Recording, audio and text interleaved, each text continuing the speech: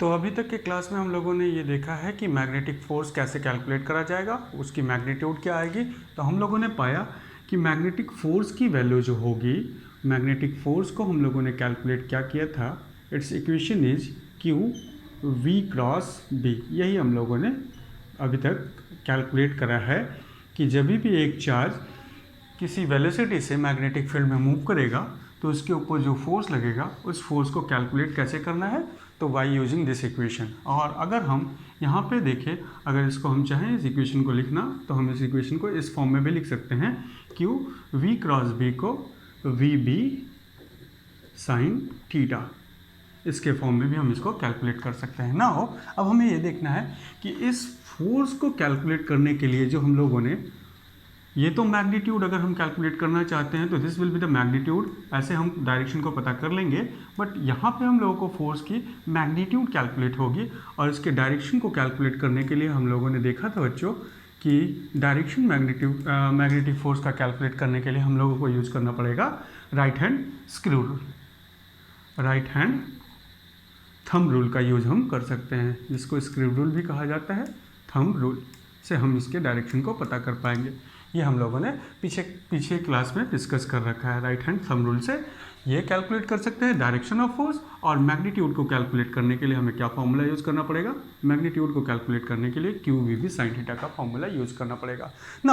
अब थोड़ा सा और भी डिटेल में अगर हम जाएँ तो हम ये कह सकते हैं कि अगर हम यहाँ पे मैं कह रहा हूँ कंसिडर करते हैं कि let this is the magnetic field, magnetic field हम लोग रिप्रेजेंट करें, this is the uniform magnetic field.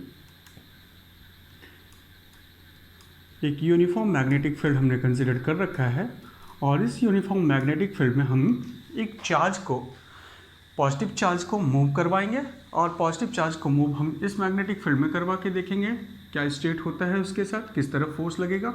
और साथ में हम यहाँ पे कंसिडर कर रहे हैं this is the negative magnetic field, जिसको हम कंसिडर करें। यहाँ पे मैग्नेटिक फील्ड कैसी है बच्चों, तो हम लोगों ने क्रॉस से रिप्रेजेंट करा है, इसका मतलब मैग्नेटिक फील्ड कैसी है, तो हम कहेंगे इनवर्ड मैग्नेटिक फील्ड है यहाँ।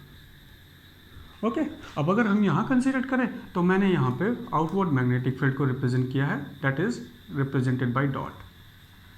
सो हम अगर मैग्नेटिक फील्ड को इस दो रीजन में कंसिडर किए हैं, यहाँ जो है वो कैसी है आउटवर्ड, और यहाँ पे जो हम लोगों ने मैग्नेटिक फील्ड लिया है इसको इनवर्ड लिया है। दो केस लेते हैं, case number 1 and case number 2।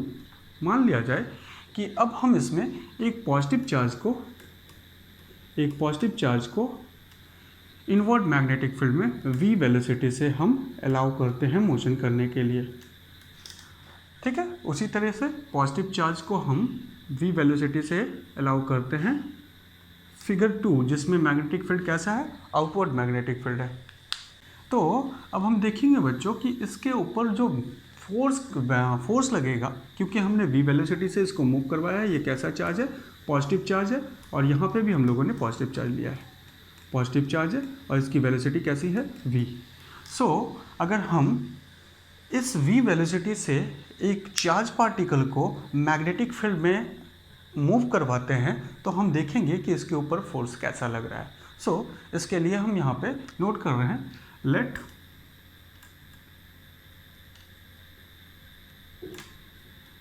Charge Q move with velocity v with velocity v perpendicular to uniform magnetic field. Uniform magnetic field में हम लोगों ने एक चार्ज पार्टिकल को मोशन करवाया है, मूव करवाया है, सच दैट वेलोसिटी और यूनिफॉर्म, यहाँ पे क्या लिखना है, मैग्नेटिक फील्ड। तो हमने बच्चों क्या किया, यूनिफॉर्म मैग्नेटिक फील्ड का मतलब क्या है कि मैग्नेटिक फील्ड हर एक पॉइंट पे क्या है, कांस्टेंट है, फिक्स है। और साथ में हम लोगों ने क्या किया है, हम लोगों ने एक चार्ज जिसको मूव करवाया है v वेलोसिटी से, v मीटर पर सेकंड की स्पीड से हमने मोशन करवाया, और कैसे मोशन करवाया, परपेंडिकुलर। सो हमें ये देखना है कि इस चार्ज पार्टिकल के ऊपर फोर्स कैसा लगेगा, किस डायरेक्शन में फोर्स एक्सर्ट्स होगा इसके ऊपर। तो हम अभी राइट हैंड थंब रूल को इम्प्लीमेंट करें तो हम कह सकते हैं कि हमें सबसे पहले क्या करना पड़ेगा, along the direction of velocity अपने राइट हैंड के पाम को रखना पड़ेगा और in the direction of magnetic field हमें उसे कर्ल करना पड़ेगा। तो यहाँ मैग्नेटिक फील्ड कैसा है, तो हम कहेंगे इनवर्ड है मैग्नेटिक फील्ड, वेलोसिटी कैसी है, अपवर्ड। तो हम ऐसे अगर कर्ल करें तो हम ऑब्जर्व करेंगे कि इस पॉजिटिव चार्ज के ऊपर जो फोर्स लगेगा वो फोर्स कैसा होगा, तो हम कहेंगे वो फोर्स हमारा लेफ्ट डायरेक्शन में होगा। ऐसे कंडीशन पे ये पॉजिटिव चार्ज ऐसे घूम जाएगा। अब अगर इस मोशन को देखा जाए तो ये कैसा मोशन है, तो हम कहेंगे दिस इज अ किस टाइप का मोशन, एंटी क्लॉकवाइज या क्लॉकवाइज, किस तरीके से मूव कर रहा है, तो हम कहेंगे this is anti clockwise rotation होगा। तो फोर्स के कारण अगर एक चार्ज पार्टिकल को हम यूनिफॉर्म मैग्नेटिक फील्ड में अलाउ करते हैं और वो चार्ज पार्टिकल कैसा है, पॉजिटिव चार्ज पार्टिकल, तो हम ऑब्जर्व करेंगे इसका मोशन कैसा होगा, तो हम कहेंगे this is anti clockwise motion. तो चार्ज पार्टिकल कैसा, पॉजिटिव चार्ज पार्टिकल कैसा मोशन किया, एंटी क्लॉकवाइज मोशन किया है। केस नंबर 2 देखते हैं। फिगर नंबर 2 में हमने पॉजिटिव चार्ज को मूव करवाया v वेलोसिटी, लेकिन मैग्नेटिक फील्ड कैसा है, आउटवर्ड है। तो हमें क्या करना है, v की तरफ अपने राइट हैंड के पाम को करना है और जिस डायरेक्शन में मैग्नेटिक फील्ड है, मैग्नेटिक फील्ड कैसा है, आउटवर्ड, तो उधर हम कर्ल करें तो हम ऑब्जर्व करेंगे कि इस चार्ज पार्टिकल के ऊपर जो फोर्स लगेगा वो फोर्स किस डायरेक्शन में होगा बच्चों, तो राइट डायरेक्शन में, जिसके कारण हमारा चार्ज पार्टिकल ऐसे घूम जाएगा। सो हम यहाँ से देखें तो हमारे पास इस चार्ज पॉजिटिव चार्ज पार्टिकल जब हमारी मैग्नेटिक फील्ड में एंटर करा, कैसी magnetic field, inward magnetic field थी, तो उसका रोटेशन कैसा हो, फोर्स कैसा लगा, तो हम कहेंगे उसके ऊपर फोर्स एंटी क्लॉकवाइज डायरेक्शन में लग रहा है और यहाँ पे क्लॉकवाइज डायरेक्शन में लग रहा है। सिमिलरली अगर हम यहाँ पे नेगेटिव चार्ज अलाउ करते हैं, नेगेटिव चार्ज को मूव करवाते हैं, तो हम देखेंगे क्या, जैसे ही नेगेटिव चार्ज इसके अंदर जाएगा तो वो पॉजिटिव चार्ज के अपोजिट डायरेक्शन में मूव करेगा। ऐसे कंडीशन पे नेगेटिव चार्ज का रोटेशन कैसा होगा, फोर्स कैसा होगा उसके ऊपर, क्लॉकवाइज डायरेक्शन में लगेगा। और यहाँ पे भी अगर हम एक नेगेटिव चार्ज को अलाउ करें तो हम देखेंगे नेगेटिव चार्ज के ऊपर जो फोर्स लगेगा वो लेफ्ट साइड लगेगा। ऐसे कंडीशन पे नेगेटिव चार्ज हमारा कैसा मोशन कैसे घूम जाएगा, तो हम कहेंगे एंटी क्लॉकवाइज फोर्स लगना शुरू हो जाएगा।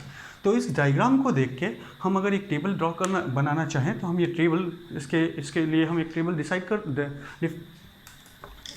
इसके लिए हम एक टेबल बना सकते हैं और वो टेबल कैसा होगा तो देखेंगे, उसको हम यहाँ पे नोट कर रहे हैं कि when a charge move with velocity v perpendicular to magnetic field. सबसे पहले नेचर ऑफ चार्ज देखते हैं कैसा होगा, नेचर ऑफ चार्ज ले लिया जाए।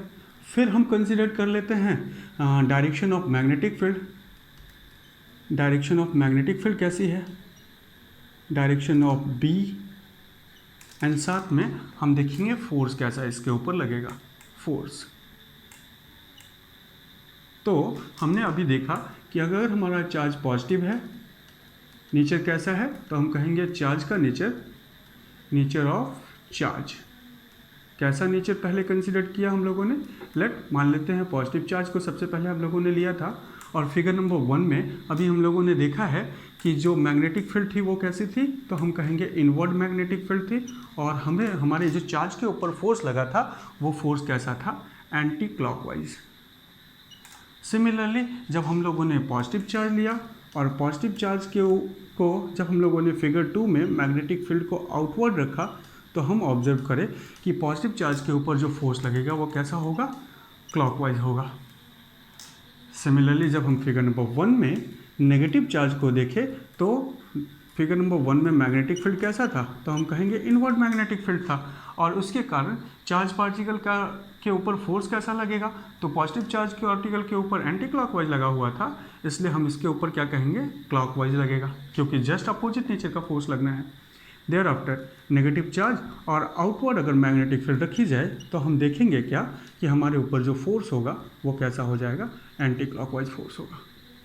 ठीक है, तो दिस इज द कंडीशन जिसको हम कंसिडर कर रखे हैं कि अगर हम मैग्नेटिक फील्ड के हिसाब से देखें तो मैग्नेटिक फील्ड हम पेन ऑफ पेपर में कैसे बना के रखे थे, inward magnetic field is represented by cross and outward magnetic field is represented by dot, inward is represented by cross and outward is represented by dot. तो हम ये देखे थे ये कंडीशन, ये फोर्स नेचर लिया था चार्ज का और v वेलोसिटी से, कांस्टेंट v वेलोसिटी से हम परपेंडिकुलर टू मैग्नेटिक फील्ड। ध्यान देने वाली बात यहाँ ये है कि जब हम परपेंडिकुलरली मैग्नेटिक फील्ड के परपेंडिकुलरली हम वेलोसिटी को करवाते हैं तो हम इस तरह का एक्शन देखेंगे। ठीक है, तो ये हम लोगों ने जाना डायरेक्शन कैसा होगा, किस कंडीशन पे, नेचर ऑफ चार्जेस के बेसिस पे, और डायरेक्शन ऑफ मैग्नेटिक फील्ड की अगर गिवन हो तो हम फोर्स का नेचर, फोर्स की डायरेक्शन को कैलकुलेट कर सकते हैं। ओके, नाउ अब हमें ये देखना है कि at what condition force will be zero.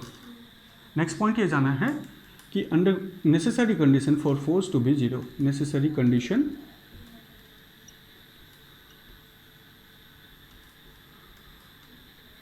For किसके लिए, magnetic force to equals to zero, क्या क्या नेसेसरी कंडीशन हो सकती है। तो हम देखेंगे बच्चों कि पहला हम लोग अगर फोर्स के फॉर्मूले को देखें तो फोर्स का फॉर्मूला क्या रिप्रेजेंट कर रहा है, तो हम कहेंगे F is equals to Q we B sine theta. अगर हम सिर्फ मैग्नीट्यूड की बात करें, डायरेक्शन की बात ना करें, तो हम कह सकते हैं फोर्स का मैग्नीट्यूड कितना है, तो हम कहेंगे it will equals to Q we B sine theta. और q we B sine theta को अगर लिया जाए तो हम देखेंगे कि अगर फोर्स की वैल्यू हमें जीरो रखनी है, मैग्नेटिक फील्ड कहीं है और उस मैग्नेटिक फील्ड में अगर फोर्स की वैल्यू जीरो होना है तो पहली कंडीशन कि चार्ज की वैल्यू जीरो हो जाए। तो चार्ज की वैल्यू जीरो होने का मतलब क्या है, particle will be chargeless. First point क्या जानेंगे, मूविंग पार्टिकल ऐसे लिखते हैं कि मूविंग पार्टिकल जो हो, पार्टिकल हो इज चार्जलेस। अगर चार्जलेस होगा तो हम क्या कहेंगे, उसके ऊपर फोर्स की वैल्यू जीरो होगी। ठीक है, उसके बाद अगर हम देखें तो नेक्स्ट पॉइंट मैग्नेटिक चार्ज के बेसिस पे हम लोगों ने देख लिया। नाउ वेलोसिटी, वेलोसिटी को देखें तो हम कहें कि अगर हमारा चार्ज पार्टिकल हो, if the particle is charge, charge particle हो तो चार्ज पार्टिकल की वेलोसिटी कैसी हो, वेलोसिटी ज़ीरो हो। ऐसे कंडीशन पे हम कहेंगे charge particle is at rest. अगर चार्ज पार्टिकल रेस्ट पे रहेगा तब भी मैग्नेटिक फोर्स नहीं लगेगा। नाउ अब क्योंकि हम मैग्नेटिक फील्ड के बेसिस पे फोर्स की स्टडी कर रहे हैं इसलिए हम मैग्नेटिक फील्ड को जीरो नहीं शो कर रहे हैं। हमने ये पूछा है कंडीशन, हमने ये कंडीशन जानने की कोशिश करी है कि what will be the necessary condition under the magnetic field where the force will be zero. तो हमने पहली कंडीशन क्या पाई, मूविंग पार्टिकल जो हो वो कैसा हो, चार्जलेस हो। अगर चार्जलेस होगा तब उसके ऊपर फोर्स नहीं लगेगा। सेकेंडली हम लोगों ने देखा अगर वो चार्ज पार्टिकल है, अगर वो चार्ज पार्टिकल है तो वो कैसे स्टेट पे होना चाहिए, रेस्ट पे होना चाहिए। अगर रेस्ट पे होगी तो उसकी velocity zero, under that condition force will be zero. Now क्योंकि अब हम ये दो फैक्टर देख लिए हैं, थर्ड फैक्टर क्या है, थीटा, एंगल। तो हम कहेंगे साइन थीटा की वैल्यू जीरो कब होती है, साइन थीटा की value zero when theta is equals to 0 degree हो। तो हम कह सकते हैं कि थीटा किसके किसके बीच में एंगल है बच्चों, तो हम कहेंगे theta is an angle between magnetic field and velocity vector. तो हम कह सकते हैं वेलोसिटी वेक्टर और मैग्नेटिक फील्ड की वैल्यू थीटा है। तो अब हम कह लें कि मान लिया जाए वेलोसिटी वेक्टर ये है और मैग्नेटिक फील्ड ऐसा है, इनके बीच का अभी एंगल कितना है, 90 डिग्री। अगर हम 0 डिग्री बनाना चाहें तो हम कह लें मैग्नेटिक फील्ड को उठा के वेलोसिटी वेक्टर की तरफ रख दो। तो ऐसे कंडीशन पे दोनों एक दूसरे के क्या हो जाएंगे, पैरेलल हो जाएंगे। अगर पैरेलल हो गए तो हम कहेंगे पैरेलल हो जाने के कारण थीटा की वैल्यू क्या हो जाएगी, जीरो हो जाएगी। ऐसे कंडीशन पे sine zero is equals to 0 degree, sine 0 degree पे वैल्यू कितनी होती है, जीरो। ऐसे कंडीशन पे फोर्स क्या हो जाएगा, जीरो। तो हम यहाँ पे कंडीशन लिखते हैं when motional velocity of charge is parallel to magnetic field, parallel to magnetic field. Magnetic field के पैरेलल हो जाए बच्चों तो क्या होगा, ऐसे कंडीशन पे मैग्नेटिक फील्ड के पैरेलल हो जाने से हमारे पास किसकी, कौन सी चीज़, मैग्नेटिक वेलोसिटी और मैग्नेटिक फील्ड एक दूसरे के पैरेलल हो जाए तो भी फोर्स क्या होगा, जीरो होगा। तो अब अगर आपसे क्वेश्चन इसके बेसिस पे अगर देखा जाए तो हमने कहा कि इसके बेसिस पे अगर एक क्वेश्चन पूछूं मैं आपसे तो ये कह सकता हूँ let us consider this is example. हमने मैग्नेटिक फील्ड कंसीडर कर रखी है, this is the magnetic field. Direction of magnetic field कैसा लिया है, तो मैग्नेटिक फील्ड की डायरेक्शन हम लोगों ने क्रॉस से रिप्रेजेंट कर रहे हैं। क्रॉस का रिप्रेजेंटेशन क्योंकि एक मैग्नेटिक फील्ड एक वेक्टर क्वांटिटी है और वेक्टर क्वांटिटी को कैसे रिप्रेजेंट किया जाता है बच्चों, एरो से। और एरो अगर हम अगर एरो को देखें तो एरो का सामने वाला पॉइंट देखिए तो हमें कैसा दिखेगा, पॉइंटर। और पीछे वाले पोर्शन अगर एरो हमसे दूर जा रहा है तो पीछे उसके क्या दिखेंगे, हेड टेल लिखेंगे तो टेल को रिप्रेजेंट हम लोगों ने कैसे करा है, क्रॉस से। इसका मतलब मैग्नेटिक फील्ड यहाँ कैसे कंसिडर कर रखी है, हम लोगों ने मैग्नेटिक फील्ड को इनवर्ड कंसिडर कर रखी है। तो बी कैसा है, तो हम कहें कि the value of B is, direction of B is inward.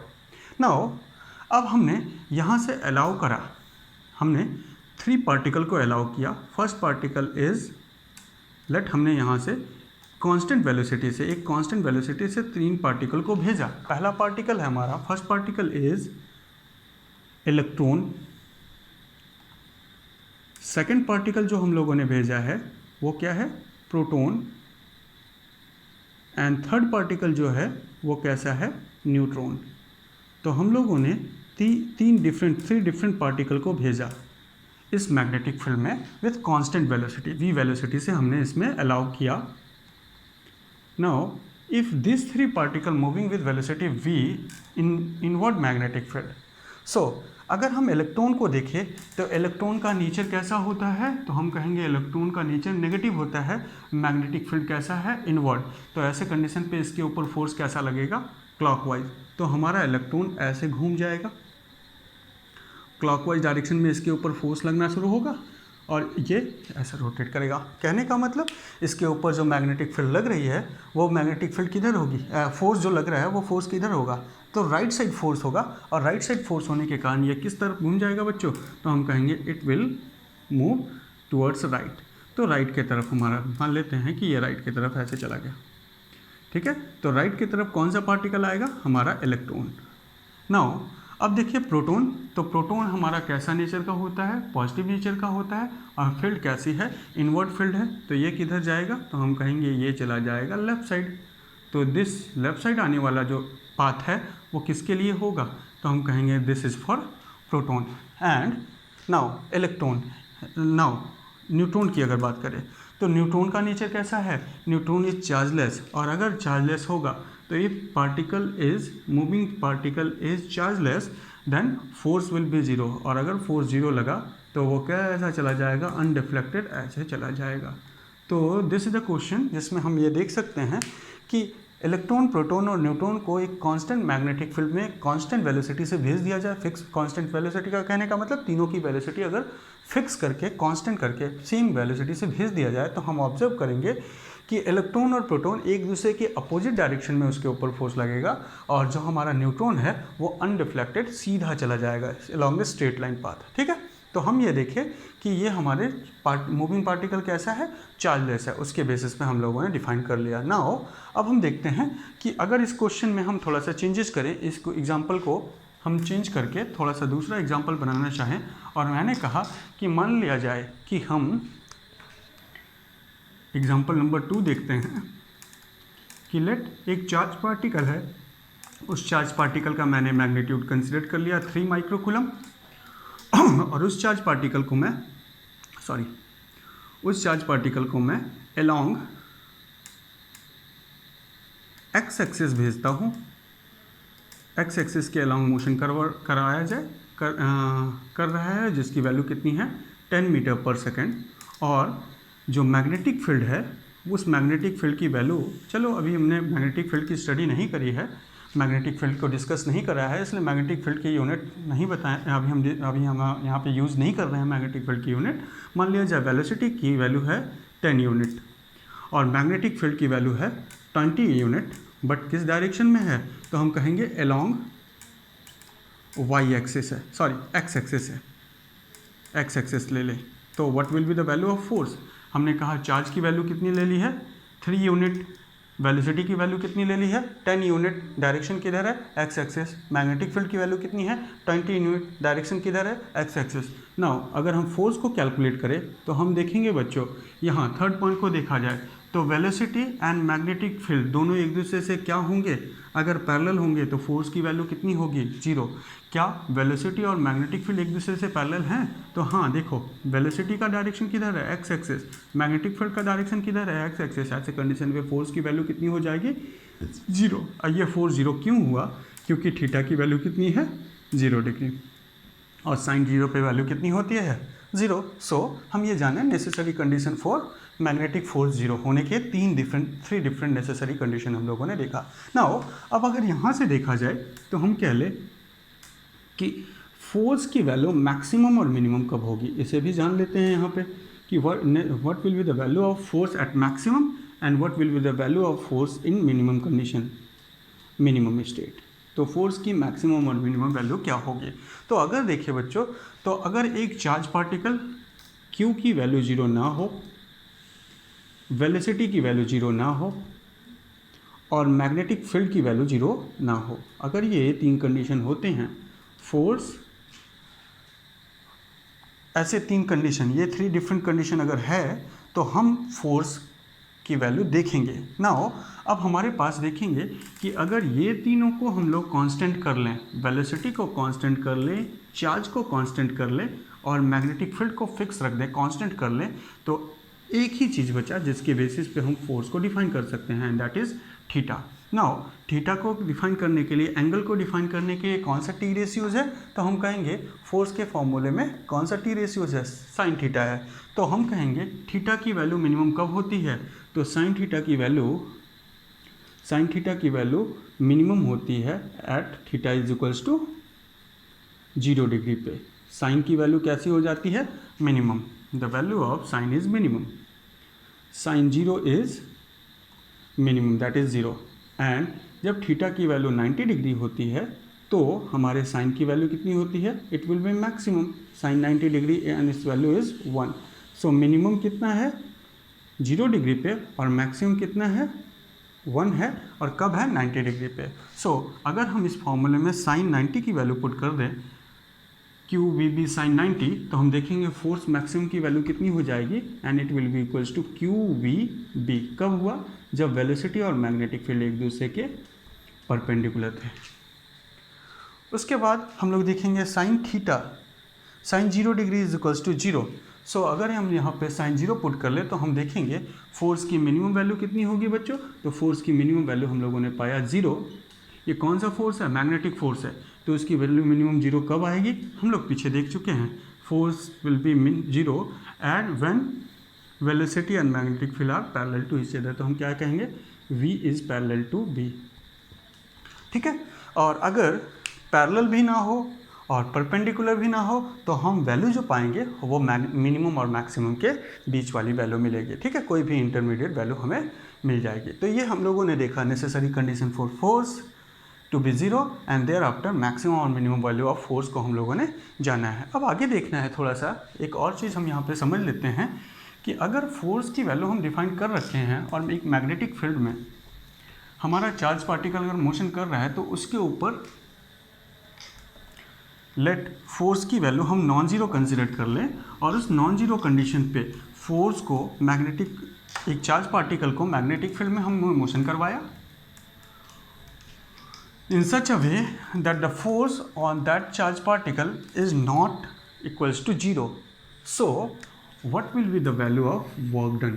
तो हम कहेंगे वर्क डन कितना होगा, work done in magnetic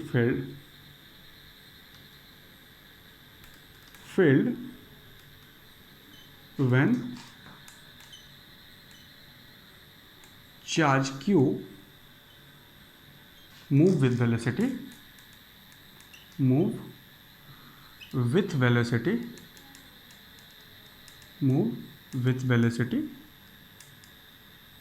v। अगर v वेलोसिटी से हमने मैग्नेटिक फील्ड में किसी चार्ज पार्टिकल को मोशन करवा दिया तो उसके ऊपर वर्क डन कितना होगा, मैग्नेटिक फील्ड में वो चार्ज पार्टिकल कितना वर्क डन करेगा, इसको कैलकुलेट करते हैं। तो मान लिया जाए पहले हमने कहा कि मैग्नेटिक फील्ड जो है वो वेलोसिटी वेक्टर के पैरेलल है। केस 1 देखते हैं कि जब मैग्नेटिक फील्ड कैसा हो, पैरेलल टू वेलोसिटी वेक्टर। ऐसे कंडीशन पे अभी हम लोगों ने पीछे जाना है कि थीटा की वैल्यू कितनी हो जाएगी बच्चों, 0 डिग्री। ऐसे कंडीशन पे फोर्स क्या होगा, फोर्स की वैल्यू 0। और अगर फोर्स 0 हो गया तो हम क्या कहेंगे, वर्क डन भी कितना होगा, 0, ठीक है। तो हम पहली चीज़ जाने कि व्हेन, मान लेते हैं कि ये हमने मैग्नेटिक फील्ड को रिप्रेजेंट करा, this is the direction of magnetic field. किधर है मैग्नेटिक फील्ड, तो हमने कहा लेफ्ट से राइट की तरफ है। और हमारा एक चार्ज पार्टिकल भी मोशन कर रहा है v वेलोसिटी से किधर, तो हमने कहा कि ये भी मोशन किया। Let this charge particle is consider to be positive charge particle, और ये हम लोगों ने मोशन करवाया किधर, अपनी सिंप्लिसिटी के लिए उसे हमने पॉजिटिव चार्ज पार्टिकल कंसिडर कर रखा है। आप अगर चाहे तो नेगेटिव चार्ज पार्टिकल भी कंसिडर कर सकते हैं। तो यहाँ पे एंगल कितना होगा इनके बीच में, 0 डिग्री। ऐसे कंडीशन पे फोर्स के फॉर्मूले में साइन 0 डिग्री अगर पुट किया जाए तो क्या पाएंगे, 0, फोर्स की वैल्यू 0 हो जाएगी। और वर्क डन का फॉर्मूला क्या होता है, force into displacement. Now work done will be consider to be 0। कैसे हुआ, तो हम कहेंगे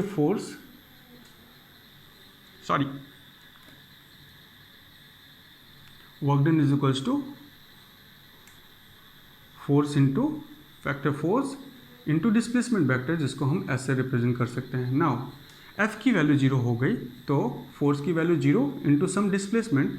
अगर हम डिस्प्लेसमेंट को देखें तो वर्क डन कितना हुआ, 0। तो हम कहेंगे when a charge particle move in magnetic field in such a way that the direction of velocity vector and magnetic field is parallel to each other, then the work done by charge particle will be 0। Secondly देखते हैं कि अगर हम लोग magnetic field में perpendicular भेज देते हैं वेलोसिटी वेक्टर को, वेलोसिटी वेक्टर क्या है, मैग्नेटिक फील्ड के परपेंडिकुलर है। तो यहाँ पे मैं लेट मैग्नेटिक फील्ड को डिफाइन करा जाए। ये हमने मैग्नेटिक फील्ड रिप्रेजेंट कर लिया, this is the direction of magnetic field. हम लोगों ने किधर कंसीडर किया है बच्चों, लेफ्ट से राइट की तरफ। और हमने चार्ज पार्टिकल को कैसे भेजना है, तो हम कहेंगे चार्ज पार्टिकल को हम यूँ अलाउ कर दिए। तो हम देखेंगे क्या कि जैसे हम चार्ज पार्टिकल को इस मैग्नेटिक फील्ड में ऐसे हमने भेजा, मैग्नेटिक फील्ड और वेलोसिटी वेक्टर के बीच में एंगल कितना हो गया, 90 डिग्री। तो हम देखेंगे फोर्स का फॉर्मूला क्या होगा, F is equals to QVB, और यहाँ पे एंगल कितना है वेलोसिटी वेक्टर और इसके बीच में साइन 90। सो फोर्स का वैल्यू क्या मिला, तो हम कह सकते हैं फोर्स की वैल्यू हमें मिल जाएगी, it will equals to QVB which is non zero, maximum force मिलेगा। अब ये मैक्सिमम फोर्स पॉजिटिव चार्ज के ऊपर किधर लगा है, तो हम कहेंगे हमारे इस पॉजिटिव चार्ज के ऊपर जो मैक्सिमम फोर्स लगा है वो लेफ्ट साइड लगा। ऐसे कंडीशन पे हमारा चार्ज पार्टिकल स्ट्रेट ना जाने के कारण किधर मूव कर जाएगा, लेफ्ट की तरफ मूव कर जाएगा। जैसे ही वो आगे जाएगा उसके ऊपर एक और फोर्स एक्सर्ट्स होगी और वो उसे लेफ्ट साइड में खींचेगी, और ऐसे कंडीशन पे हमारा चार्ज पार्टिकल क्या करेगा, उसी मैग्नेटिक फील्ड में सर्कुलर मोशन करना शुरू कर देगा। सो चार्ज पार्टिकल सर्कुलर मोशन करेगा। ऐसे कंडीशन पे हम कह सकते हैं कि चार्ज पार्टिकल जहाँ से चला था वहीं पे रिटर्न आ जाएगा। Now what will be the value of displacement, तो हम कहेंगे displacement is equals to, displacement की वैल्यू कितनी मिलेगी बच्चों, तो डिस्प्लेसमेंट जहाँ से चले इनिशियल पॉइंट और फाइनल पॉइंट सेम होने के कारण डिस्प्लेसमेंट की वैल्यू कितनी हो जाएगी, 0। तो वर्क डन अगर कैलकुलेट करा जाए तो हम कह सकते हैं now the value of work done is considered to be force into displacement vector. Here displacement vector कैसा है, डिस्प्लेसमेंट वेक्टर की वैल्यू 0 है, तो 0 multiplied by non zero will be 0।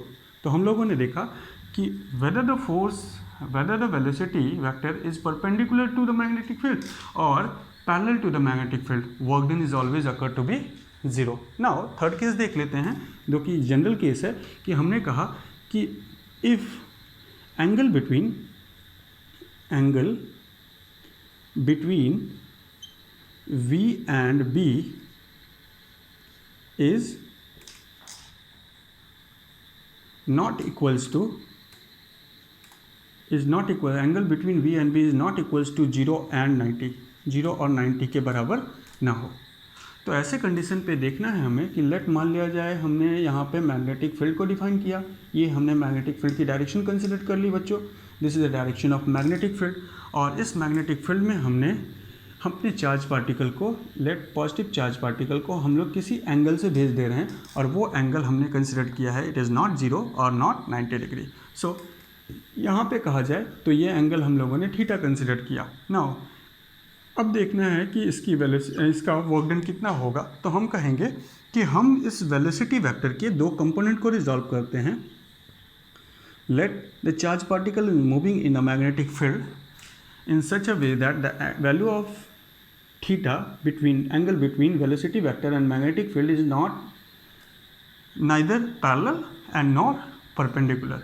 So अगर हम यहाँ पे वेलोसिटी वेक्टर के दो कंपोनेंट रिजॉल्व करते हैं तो हम कह सकते हैं ये वेलोसिटी वेक्टर का एक कंपोनेंट हॉरिजॉन्टल डायरेक्शन में होगा, और उसको मैं कह ले रहा हूँ कि लेट द वेलोसिटी वेक्टर का component parallel to magnetic field है, वी पैरेलल, विच उसकी वैल्यू कितनी होगी बच्चों, तो हम कहेंगे क्योंकि थीटा हॉरिजॉन्टल डायरेक्शन जुड़ा हुआ है तो इसकी वैल्यू कितनी हो जाएगी, वी कॉस थीटा। सिमिलरली अगर हम देखें तो वेलोसिटी का एक कंपोनेंट किधर होगा, परपेंडिकुलर होगा, और इस वेलोसिटी के परपेंडिकुलर कंपोनेंट की वैल्यू कितनी हो जाएगी, वी साइन थीटा। नाउ अब अगर वर्क डन को कैलकुलेट करा जाए तो हम कह सकते हैं वर्क डन का फॉर्मूला, फोर्स के दो कंपोनेंट हो जाएंगे, हम कह सकते हैं फोर्स अलोंग पैरेलल की वैल्यू कितनी होगी, Q V parallel cross B, magnetic field तो कांस्टेंट है। अब देखा जाए पैरेलल कंपोनेंट जो वेलोसिटी का है उसके और मैग्नेटिक फील्ड के बीच में एंगल कितना है, 0 डिग्री, तो हम कह सकते हैं इसकी वैल्यू हम जैसे लिख सकते हैं Q V parallel B sine theta, और साइन थीटा की वैल्यू यहाँ कितनी हो जाएगी, 0 डिग्री, तो हम कह सकते हैं फोर्स पैरेलल की वैल्यू कितनी मिलेगी, तो हम कहेंगे फोर्स पैरेलल की वैल्यू 0 आई। यहाँ पे जो फोर्स पैरेलल मिला है हमें, इस वेलोसिटी वेक्टर के जो पैरेलली फोर्स मिलेगा उसकी वैल्यू कितनी आई है, 0। सिमिलरली अगर हम कैलकुलेट करें तो फोर्स परपेंडिकुलर की वैल्यू कितनी आएगी, तो हम कहेंगे it will equals to q velocity vector का perpendicular component magnetic field v, और उनके बीच का एंगल कितना है, sine angle, and sine angle velocity vector का परपेंडिकुलर कंपोनेंट और मैग्नेटिक फील्ड के बीच में कितनी है, 90 डिग्री, और इस 90 डिग्री को हम सिंपली क्या लिख सकते हैं, 1। सो हमें परपेंडिकुलरली कितना मिला, परपेंडिकुलर कंपोनेंट में हमें v वेलोसिटी वेक्टर का परपेंडिकुलर वैल्यू और मैग्नेटिक फील्ड मिला है। नाउ अगर हम इसको अप्लाई करते हैं वर्क डन को कैलकुलेट करने में तो हम कहेंगे, यहाँ मैं इसे नोट कर रहा हूँ, so total work done, net work done will equals to, क्योंकि वर्क डन एक स्केलर क्वांटिटी है तो इसलिए हम क्या कह सकते हैं, work done due to parallel force plus work done due to perpendicular force. तो पैरेलल फोर्स के कारण जो वर्क डन होगा उसे हम लिख सकते हैं F parallel and displacement parallel, let the displacement को मैं लिख ले रहा हूँ एस, ओके। नाउ हम इसको लिखते हैं F perpendicular vector into S vector. Work done का फॉर्मूला क्या, force into displacement, force into displacement. यहाँ वर्क डन परपेंडिकुलर निकाल रहे हैं, फोर्स को परपेंडिकुलर कंसीडर किया है, यहाँ पैरेलल निकाल रहे हैं, फोर्स को पैरेलल कंसीडर किया है। नाउ पैरेलल फोर्स की वैल्यू कितनी है बच्चों, तो पैरेलल फोर्स की वैल्यू 0 है, इसके कारण वर्क डन पैरेलली कितना मिलेगा हमें, 0। प्लस अगर हम देखें तो परपेंडिकुलर कंपोनेंट लगने के कारण अभी हम लोगों ने देखा था कि जब हमारा वेलोसिटी वेक्टर परपेंडिकुलर होता है मैग्नेटिक फील्ड पे तो नेट डिस्प्लेसमेंट कितना हो जाता है, 0। तो हम कहेंगे फोर्स परपेंडिकुलर की वैल्यू हमारी क्या है, Q V perpendicular into B, और डिस्प्लेसमेंट की वैल्यू कितनी हो जाएगी, तो हम कहेंगे 0, जिसके कारण ये पूरा कितना हो जाएगा, ये 0 के बराबर। तो हम कहें टोटल नेट वर्क डन की वैल्यू क्या मिली, 0। तो हमने यहाँ पे तीनों केसेस में देखा, केस नंबर 1 जब वो पैरेलल था, वेलोसिटी वेक्टर और मैग्नेटिक फील्ड दोनों एक दूसरे के पैरेलल हैं।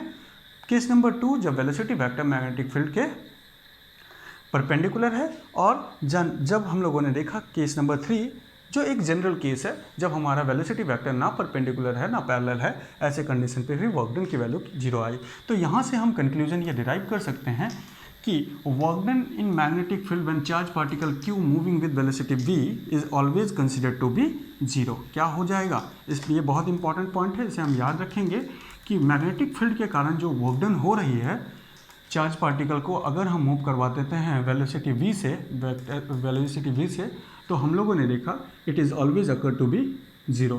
Work done in magnetic field when charge particle move with velocity v is always 0, always 0 irrespective of angles. चाहे कैसा भी एंगल हो, किसी भी एंगल से हम अलाउ करते हैं वेलोसिटी का मैग्नेटिक फील्ड से, तो हम देखेंगे हमारी वैल्यू कितनी होगी वर्क डन की, 0 होगी इररिस्पेक्टिव टू एंगल।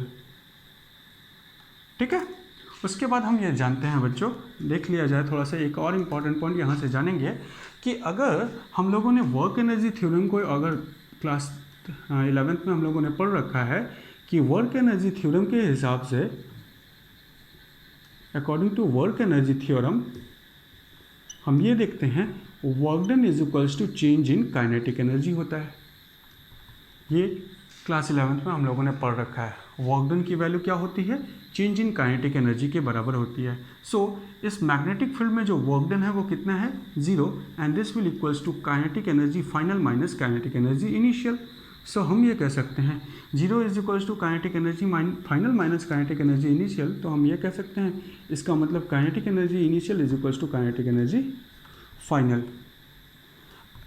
जब भी एक चार्ज पार्टिकल मैग्नेटिक फील्ड में मोशन करेगा तो उसकी काइनेटिक एनर्जी इनिशियली क्या होगी? काइनेटिक एनर्जी फाइनल के बराबर होगी। ऐसे कंडीशन पे हम कह सकते हैं काइनेटिक एनर्जी क्या होगी? कांस्टेंट होगी। तो इस पॉइंट को अगर नोट करें तो हम कह सकते हैं कि इस पॉइंट को मैं यहाँ पे नोट करता हूँ कि kinetic energy is always, kinetic energy of charge particle, charge q moving with velocity v with velocity v in magnetic field, और वो मैग्नेटिक फील्ड कैसा है? हम लोगों ने यूनिफॉर्म कंसिडर किया है। टिक फील्ड b इज कांस्टेंट, हमेशा कैसा होगा बच्चों? कांस्टेंट होगा। अब अगर देखा जाए तो काइनेटिक एनर्जी का फॉर्मूला क्या होता है? तो काइनेटिक एनर्जी का फॉर्मूला ½ mv² होता है। तो काइनेटिक एनर्जी अगर कांस्टेंट है तो हम देखेंगे कि उसकी वेलोसिटी भी क्या होगी? तो हम कहेंगे वेलोसिटी भी कांस्टेंट होगी। तो हम यहाँ से एक चीज़ डिफाइन कर सकते हैं कि अगर हमारा एक चार्ज पार्टिकल v वेलोसिटी से मैग्नेटिक फील्ड में एंटर करता है तो kinetic energy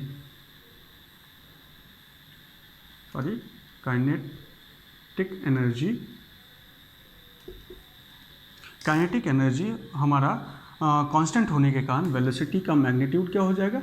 magnitude of velocity भी, magnitude of velocity is always constant, is constant. जिस वेलोसिटी से वो एंटर किया था उसी वेलोसिटी से वो वहाँ पे मैग्नेटिक फील्ड में मूव करेगा, उसकी वेलोसिटी चेंज नहीं होगी। बट हम लोगों ने देखा कि एक चार्ज पार्टिकल अगर यूनिफॉर्म मैग्नेटिक फील्ड में पैरेलली नहीं, नॉन पैरेलल स्टेट पे, जब पैरेलल ना हो, परपेंडिकुलर हो या फिर किसी और एंगल से मूव कर रहा हो, एंटर करता है तो वो मैग्नेटिक फील्ड के अंदर सर्कुलर मोशन परफॉर्म करना शुरू करता है। अभी हम लोगों ने उसके केस को देखा था। तो ऐसे कंडीशन पे हम कहेंगे मैग्नीट्यूड ऑफ वेलोसिटी जो होगा वो तो कांस्टेंट रहेगा, बट उसकी डायरेक्शन कॉन्स्टेंटली चेंज होते रहेगी, but its direction change continuously. तो हम देखेंगे कि जैसे ये मैग्नेटिक फील्ड है, इस मैग्नेटिक फील्ड में हमने चार्ज पार्टिकल को अलाउ किया। लेट यहाँ पे मैं मैग्नेटिक फील्ड रिप्रेजेंट कर रहा हूँ, ये मैंने इनवर्ड मैग्नेटिक फील्ड रिप्रेजेंट किया और इसमें मैंने एक चार्ज पार्टिकल को मूव करवाया। Let that charge particle is considered to be positive and it is moving with velocity v। So जैसे ये चार्ज पार्टिकल इस मैग्नेटिक फील्ड में एंटर करेगा, यहाँ से मैं एंटर करवा रहा हूँ, v वेलोसिटी से चार्ज पार्टिकल एंटर किया, इस चार्ज पार्टिकल के ऊपर लेफ्ट डायरेक्शन में फोर्स लगेगा बच्चों, और लेफ्ट डायरेक्शन में फोर्स लगने के कारण ये चार्ज पार्टिकल क्या करेगा? लेफ्ट साइड की तरफ मोशन करना शुरू करेगा, क्योंकि इसके ऊपर फोर्स लगा है, लेफ्ट घुमा लेगा। जैसे ही वो आगे घुमा उसके ऊपर अभी फिर से फोर्स लग गया और वो क्या किया? फिर से घूम गया, उसके बाद फिर से घूमेगा। तो ये फोर्स की जो डायरेक्शन है वो हमेशा किधर है? फोर्स हमेशा वेलोसिटी वेक्टर के लेफ्ट साइड में लग रहा है इस केस में। तो हमारा फोर्स हमेशा वेलोसिटी वेक्टर को किधर घुमाना चाहेगा? Toward left side. सो हम देखेंगे कि चार्ज पार्टिकल मूव करके अपने लोकेशन पे आ जाएगा। तो ऐसे कंडीशन पे इसकी वेलोसिटी तो कांस्टेंट होगी, बट हम देखें वेलोसिटी, लीनियर वेलोसिटी की डायरेक्शन हमेशा चेंज होती जा रही है, कभी लेफ्ट कभी राइट, इस तरह से हम देखेंगे। सर्कुलर मोशन करते समय हम ये क्लास 11th में ही पढ़ रखे हैं कि वेलोसिटी कांस्टेंट है बट उसकी डायरेक्शन हमेशा चेंज होती रहती है। तो हम क्या लिख रहे हैं? Magnitude of velocity is constant but direction change continuously,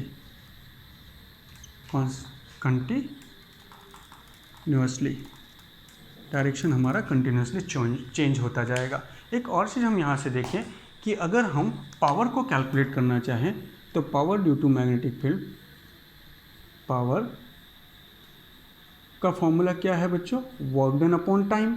तो वर्क डन को देखें तो वर्क डन की वैल्यू कितनी है, 0। ऐसे कंडीशन पे पावर की वैल्यू भी कितनी आ जाएगी, 0।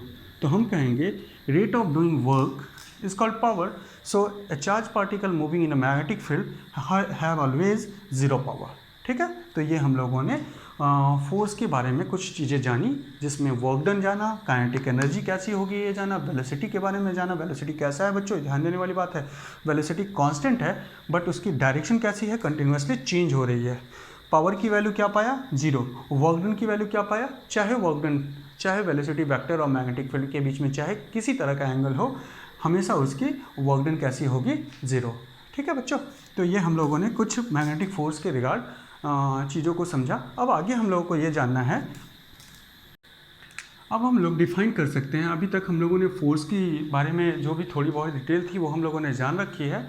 इसके बाद फिर से अभी हम फोर्स को डिटेल में और भी स्टडी करेंगे। इसके पहले ज़रा सा हम ये फोर्स की डेफिनेशन, अब इक्वेशन तो हम लोगों ने पहले से जान रखी है, इस फोर्स की इक्वेशन का हेल्प लेके हम मैग्नेटिक फील्ड को डिफाइन कर लेते हैं। तो देखते हैं डेफिनेशन क्या होती है मैग्नेटिक फील्ड की बच्चों। तो अभी हम लोग जानेंगे डिफाइन मैग्नेटिक फील्ड, बी को डिफाइन करना है हम लोगों को। तो अगर हम बी को डिफाइन करना चाहें तो हम कहेंगे, थोड़ा सा देखते हैं यहाँ पे, तो हम ये लिख सकते हैं कि सिंस एफ की वैल्यू क्या है बच्चों, F is equals to Q we B sine theta, यही हम लोगों ने पाया है। ठीक है, ये मैग्नीट्यूड पाया था फोर्स का, कि फोर्स की मैग्नीट्यूड की वैल्यू कितनी होगी, तो फोर्स के मैग्नीट्यूड की वैल्यू हम कह सकते हैं Q we B sine theta होगी। अगर यहाँ से देखा जाए कि हमने लेट क्यू की वैल्यू कंसिडर कर ली 1 coulomb, it is let the charged particle is moving with velocity 1 meter per second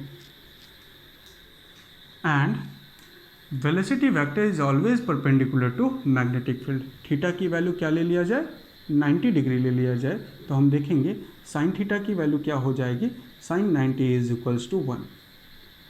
सो अगर ऐसी कंडीशन हो जाए कि एक यूनिट चार्ज पार्टिकल को, यूनिट पॉजिटिव चार्ज पार्टिकल को v velocity v equals to unit magnitude unit velocity से perpendicular to magnetic field अगर हम अलाउ करते हैं मूव करना, तो हम देखेंगे कि जो फोर्स लगेगा मैग्नेटिक पॉजिटिव चार्ज के ऊपर जो फोर्स लग रहा है वो किसके बराबर हो जाएगा, तो हम कहेंगे it will be equals to magnetic field. So यहाँ से हम डिफाइन करना चाहें तो हम कह सकते हैं मैग्नेटिक फील्ड, हाँ तो क्या होगा, magnetic field is numerically equals to force experience by unit positive charge when move with unit velocity perpendicular to magnetic field. तो हम इसको लिख सकते हैं that is numerically equals to B. Magnetic force की वैल्यू क्या होगी, मैग्नेटिक फोर्स की मैग्नीट्यूड मैग्नेटिक फील्ड के मैग्नीट्यूड के बराबर होगी, जब हम कह सकते हैं कि थीटा की वैल्यू क्या है, 90 डिग्री, दैट इज परपेंडिकुलर किसके मोशन कर रहा है, विद वेलोसिटी कितना, 1 मीटर पर सेकेंड, एंड जो चार्ज लिया है वो क्या लिया है, 1 कूलम का। तो ये हमारे मैग्नेटिक फील्ड की डेफिनेशन हो गई। अब हम लोगों ने मैग्नेटिक फील्ड के बेसिस पे, अब हम लोग मैग्नेटिक फोर्स के बेसिस पे मैग्नेटिक फील्ड को डिफाइन किया है कि मैग्नेटिक फील्ड किसके बराबर हो जाएगी बच्चों, इसको हम ऐसे भी लिख सकते हैं, magnetic field is equals to magnetic force. Magnetic field, magnitude of magnetic field is equals to magnitude of magnetic force. इस कंडीशन पे जितना भी फोर्स एक यूनिट पॉजिटिव चार्ज, अगर हम एक यूनिट पॉजिटिव चार्ज को यूनिट वेलोसिटी से किसी मैग्नेटिक फील्ड में परपेंडिकुलरली मूव करवाए, तो वो जितना भी फोर्स एक्सपीरियंस करेगा that force is numerically equals to magnitude of magnetic field.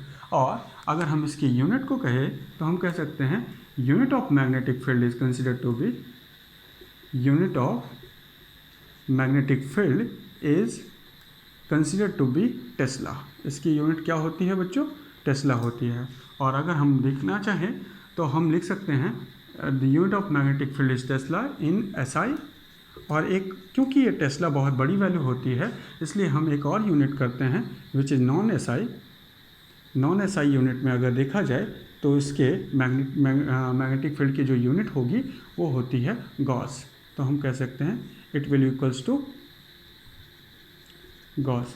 और टेस्ला और गॉस के बीच में रिलेशन है कि 1 tesla is equals to 10⁻⁴ Gauss.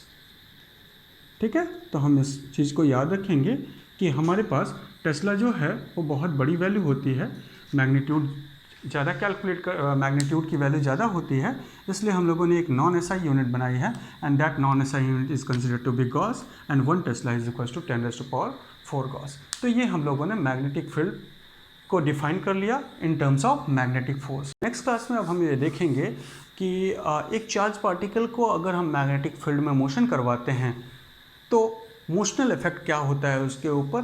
कब हमारा एक चार्ज पार्टिकल को जब मैग्नेटिक फील्ड में मोशन करवाया तो कैसा मोशन करेगा, डायरेक्शन कैसी होगी मोशन की, पाथ कैसा होगा, इसको स्टडी करेंगे। स्ट्रेट लाइन मोशन कर रहा है, सर्कुलर मोशन कर रहा है, हेलिकल मोशन कर रहा है, इन सारी चीज़ों को जानेंगे बच्चों। तो नेक्स्ट क्लास में ये सारी चीज़ों को हम स्टडी करेंगे। Thank you.